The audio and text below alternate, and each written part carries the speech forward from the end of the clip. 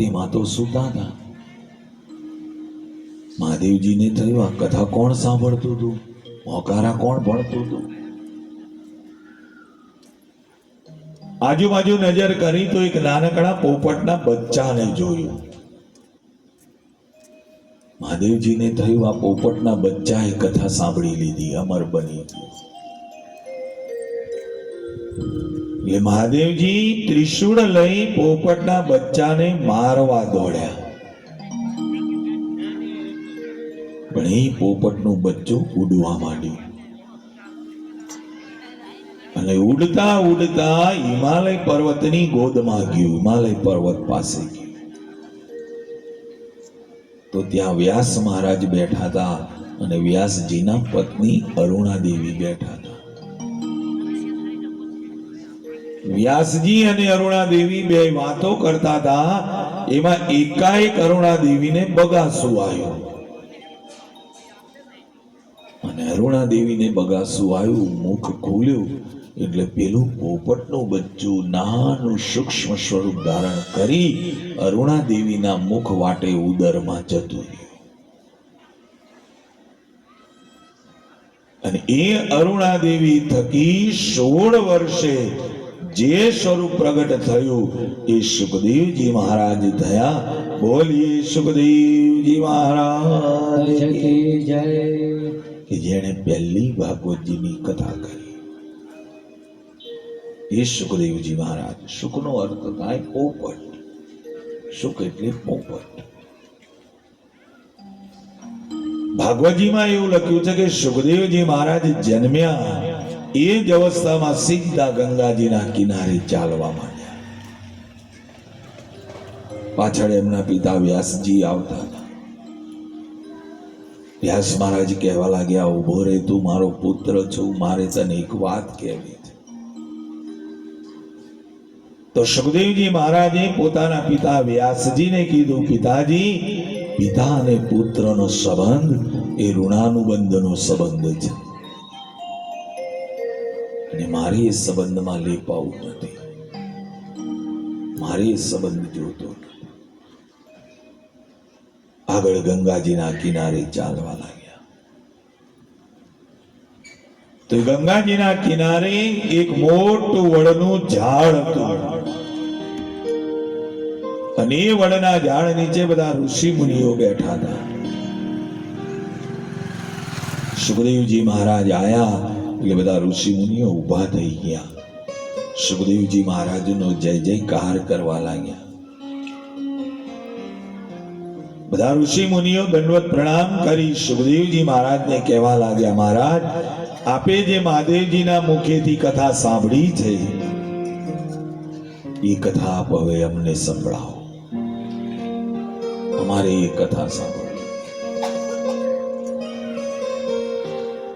જે તમે કથા સાંભળી મહાદેવજીના મુખેથી એ કથા સંભળાવો. આજ આપ બ્રહ્મ છો, આપ અમને કથાનું રસપાન કરાવો.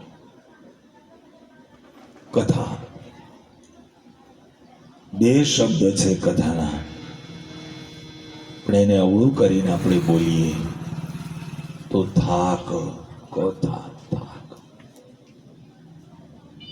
ભવસાગરના જીવ છીએ આપણે.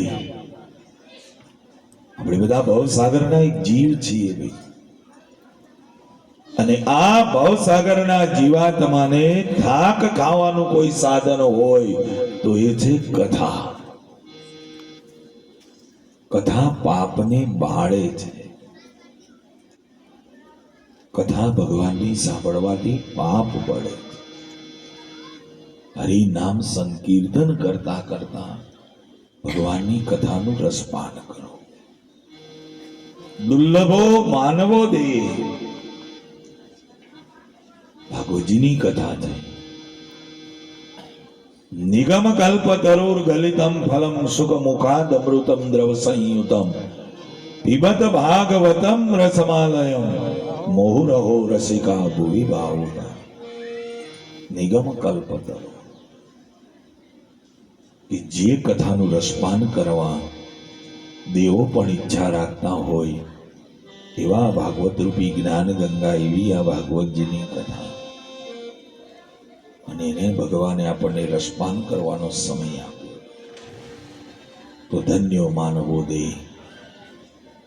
કાનથી કથા સાંભળો, મનની અંદર ભાગવતજીના મહામંત્ર 12 અક્ષરના મંત્રનું રટણ કરતા રહો કે ઓમ નમો ભગવતે વાસુદેવાય.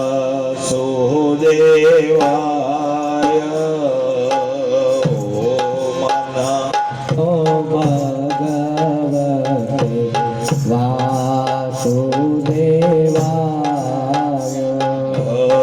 ઓમ નમો ભગવતે વાસુદેવાય.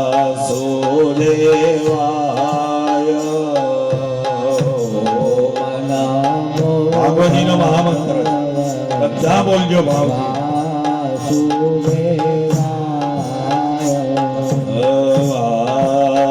વાસુદેવાય હરિ વાસુદેવાય.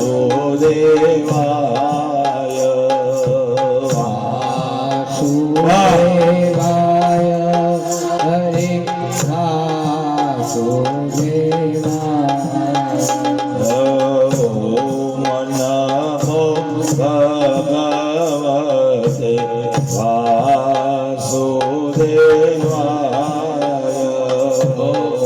ઓમ નમો ભગવતે વાસુદેવાય.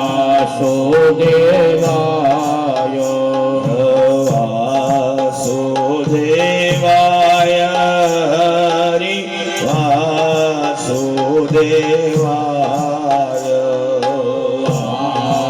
વાસુદેવાય હરિ વાસુદેવાય.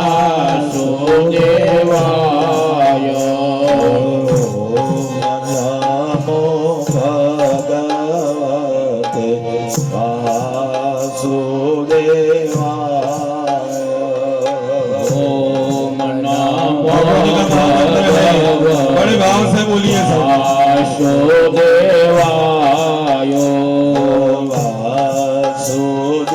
वासुदेवाय हरि वासुदेवाय. હરિ વાસુદેવાય હરિ વાસુદેવાય. ઓમ નમો ભગવતે વાસુદેવાય. ઓમ નમો ભગવતે વાસુદેવાય. ઓમ નમો ભગવતે વાસુદેવાય. ઓમ નમો ભગવતે વાસુદેવાય. કૃષ્ણ કનૈયા લખી જય. સુખદેવજી મહારાજ પધાર્યા. આજુબાજુ નજર કરી તો જેણે ભાગવતજીની કથા સંભળાવવાની છે એવા પરીક્ષિત નતા આયા. પરીક્ષિત કોણ? તો મહાભારતની કથા પાંડવો જ્યારે હિમાલય આળગાળવા ગયા એ સમયે પોતરાનો દીકરો પરીક્ષિત હતો. એ પરીક્ષિતને રાજગાદી પર બેસાડી અને પાંડવો હિમાલય આળગાળવા નીકળ્યા. પરીક્ષિત રાજા રાજગાદી ઉપર બિરાજમાન છે. બહુ સુંદર રાજગાદી શોભાવતા હતા. સરસ રાજકારભાર ચલાવતા હતા. એક દિવસ સાંજનો સમય હતો અને પરીક્ષિતને થયું લાવ નગર ચર્ચા જોઈ આવું. તો પરીક્ષિત મહારાજ નગર ચર્ચા જોવા નીકળ્યા. નગર ચર્ચા જોઈ સાંજે પોતાના રાજમહેલમાં આવતા હતા તો રસ્તામાં પરીક્ષિત રાજાએ જોયું તો એ કાળો પુરુષ બળદના પગ કાપતો હતો. કાળો પુરુષ બળદના પગ